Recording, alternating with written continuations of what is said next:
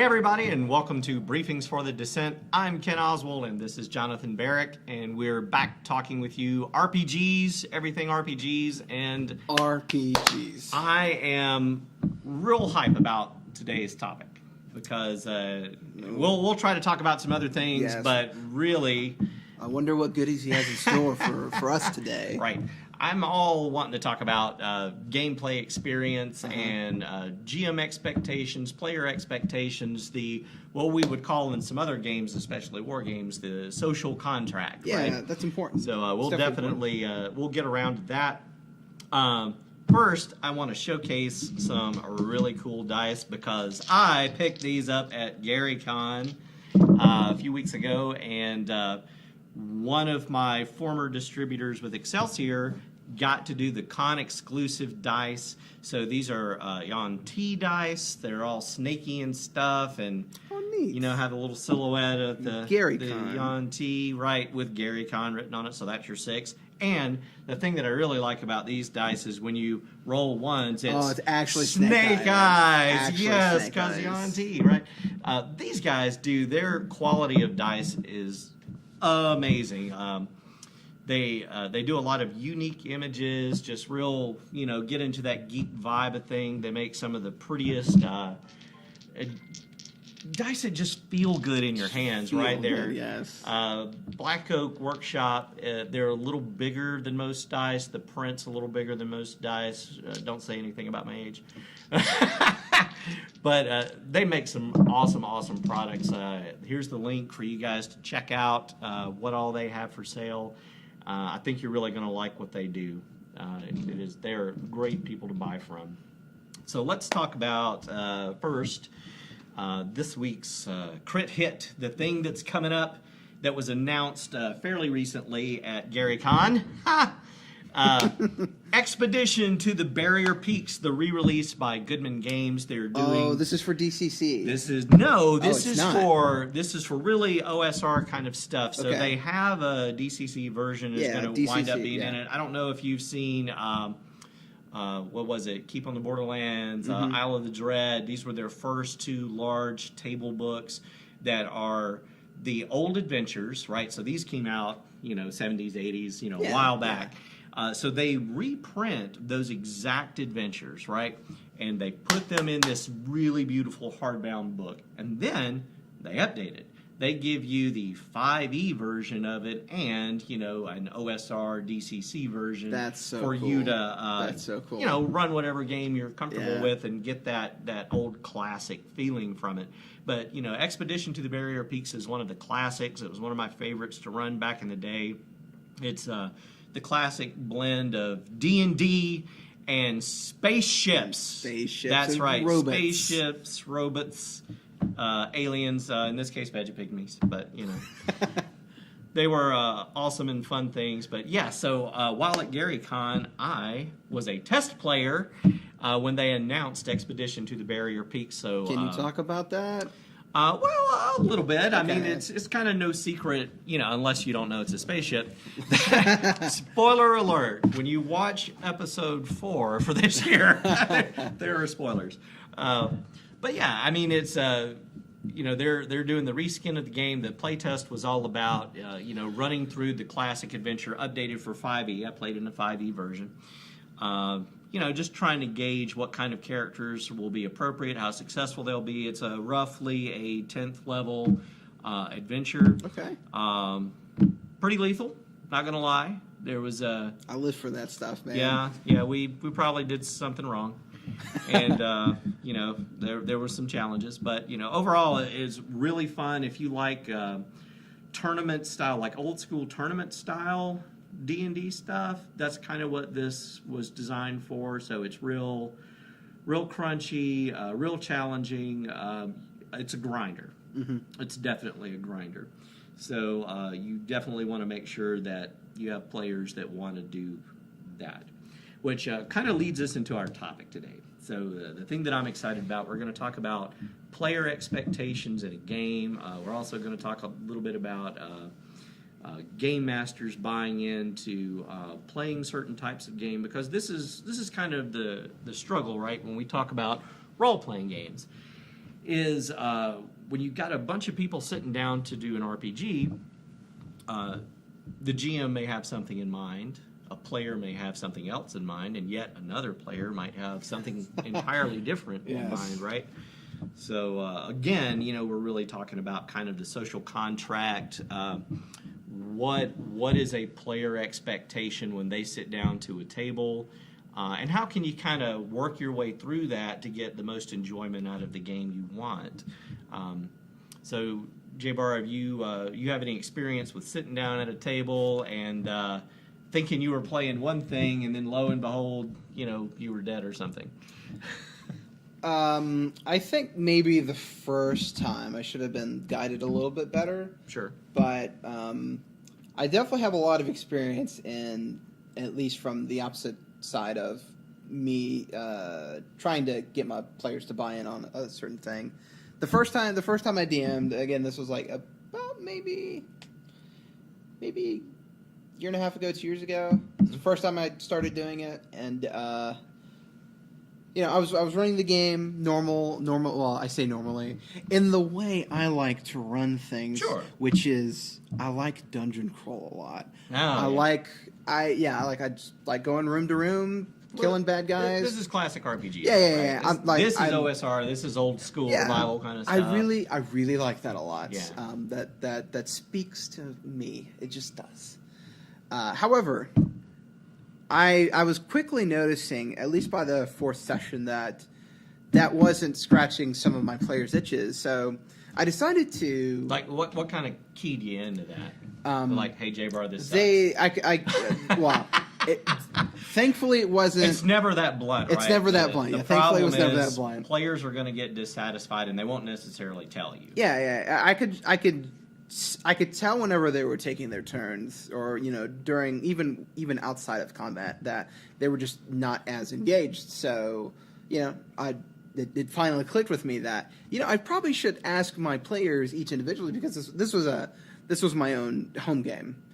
I should ask them individually, like, what do you want out of this game? And they all brought me backstories prior to it, and I even asked them, like, what's your character backstory? What does your character think about the world?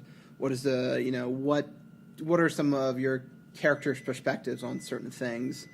But still, I asked them, what do you want out of this game? And half of them were, I want something a bit more narrative focused, ones with more social and RP aspects to the game.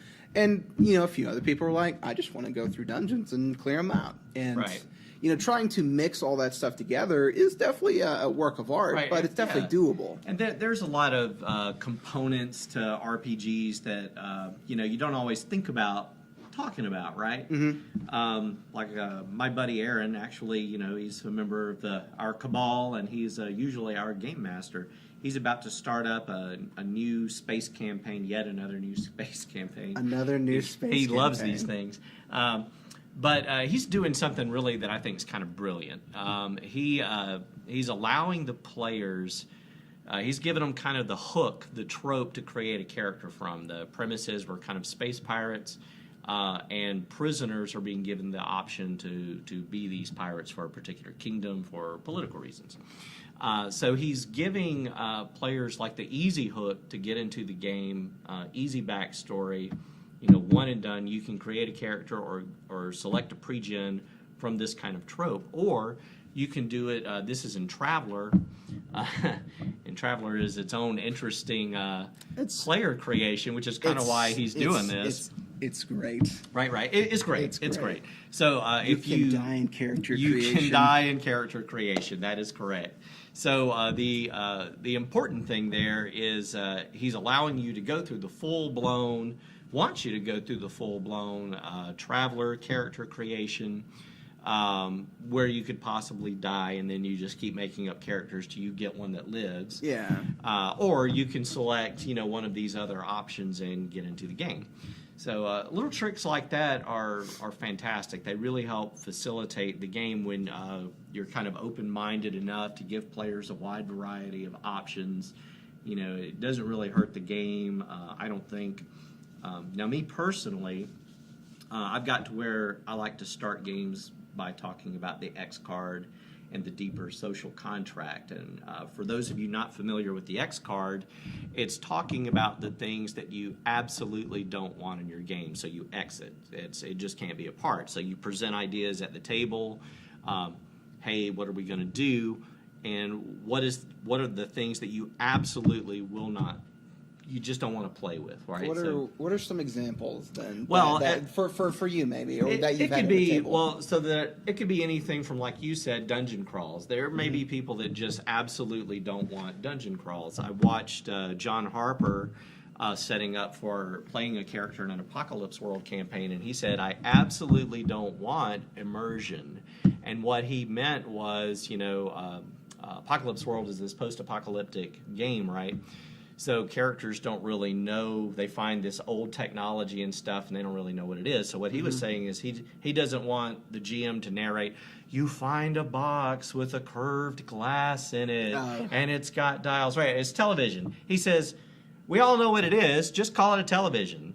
I mean, we're mature adults. I don't want that in my game. So that's kind of his style for it. That's fair. That's fair. But it could be stuff like, if you're playing grittier games, some people, I've had people say, I just don't want us to detail sexual topics or, child abuse, or in some cases even certain kinds of slavery or something like that. They're just things that make certain players uncomfortable.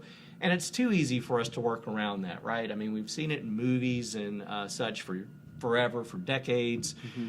You can just kind of fade to black, right, on a particular scene, right? Yeah. So I really like doing that. I like beginning my games with what kind of game do you want to play?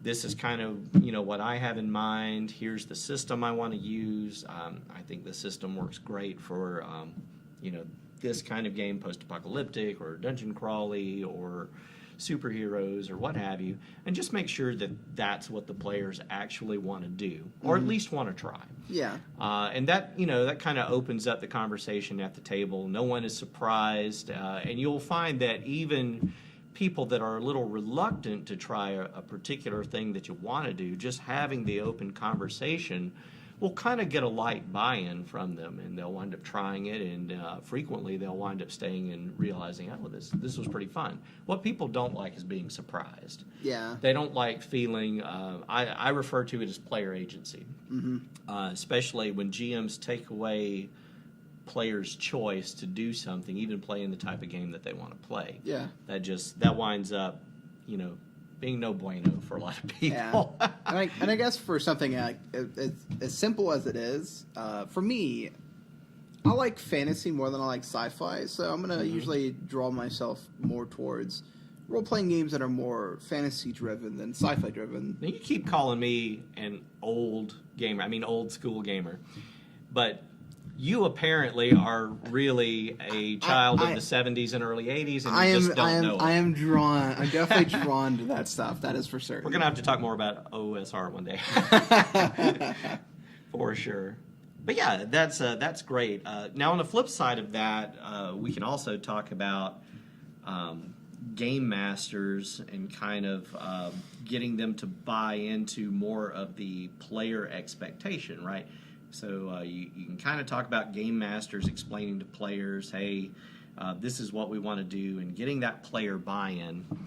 But let's not overlook the fact that us game masters can be very, blinders, right? No peripheral vision. I mean, right. We want to do a particular thing. We're the ones willing to run it. We kind of feel like it's our show. Mm-hmm. But we need to step out of that box.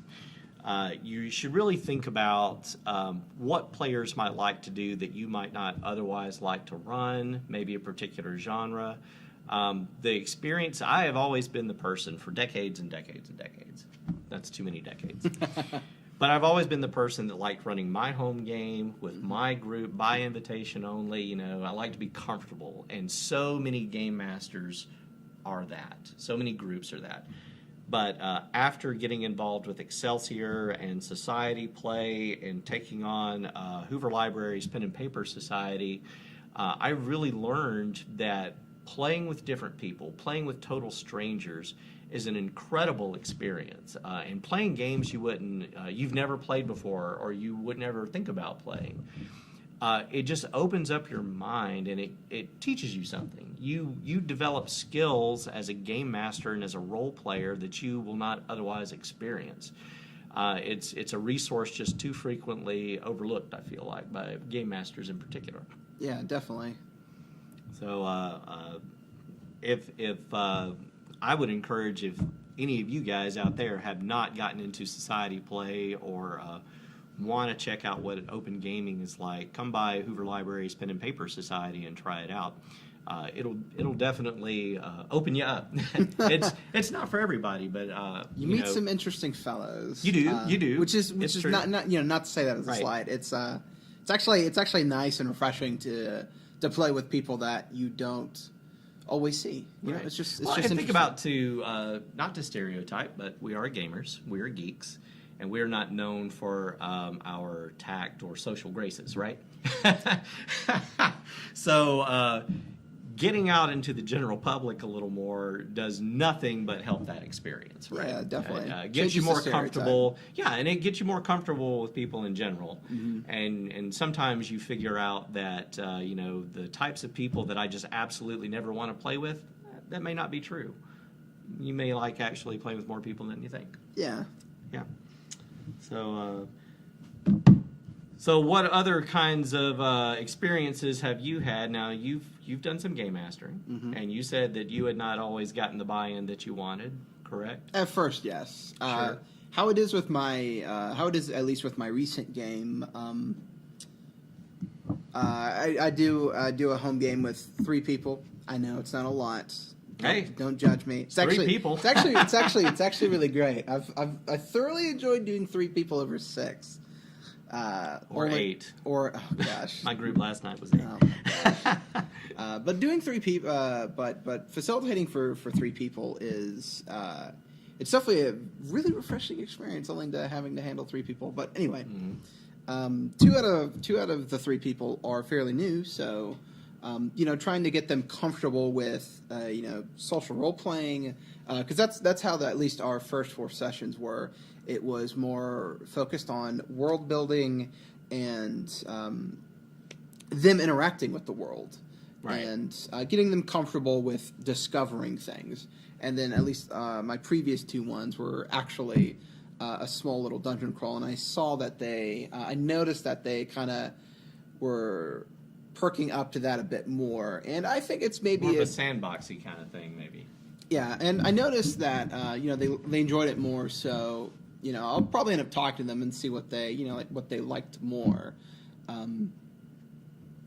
But leading up to the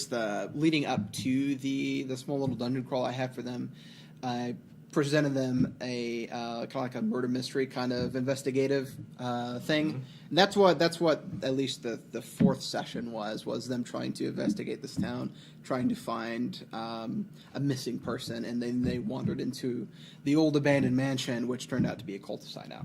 Yeah, and noir stuff, so that's kind of noir-ish. Mm-hmm. Anytime you're talking with mystery and you have to find clues, you're dipping your toes in that. Yes. And personally, in fiction, movies, and in role-playing games, this can be a little slow. Yes, and you really gotta. I definitely had to look up some resources on how to keep that moving. Yeah, I definitely had to do research on how to do that in a really efficient way. Right. I took some ideas from Sherlock Holmes books and the TV show, and I found an online resource that kind of helped me flesh out how to. Yeah, and this is really what you're doing. Again, is old school gaming, mm-hmm. right? It's modern OSR doesn't really get into this as much, but way back in the day, OD&D and even role playing games, pre D&D role playing games that eventually become Dungeons and Dragons. Mm-hmm. That's kind of how they do things, right? They're facilitating these games that, first of all, play really differently than what you would expect, much more like a modern narrative game is today, very rules light. But their whole problem solving at the table was if you want to do a particular thing, well, you go find the book that tells you how to do it, right? Like, if you want to equip your character for mountain climbing, well, you go get a book on mountain climbing and figure out what the gear is you need. If you want to figure out how far Egyptian troops can march through the desert in a week, you go get a book, you know, you simply do research. Ancient history and stuff. And that, Yeah. it's filled with this kind of stuff. In particular, old school war gamers, which predate these RPG players, are doing the same thing for their tabletop warfare games, and they're even going so far as to find new mechanics, literally taking from other board games or other war games and mixing them together for particular instances on the table. They would often use diplomacy to track the strategic level of a worldwide combat, and then they would choose like an Avalon Hill boxed game to zoom in on a particular battle and resolve it. So all of these things, this is kind of what gaming was about back in the day. So it's fascinating stuff. Definitely.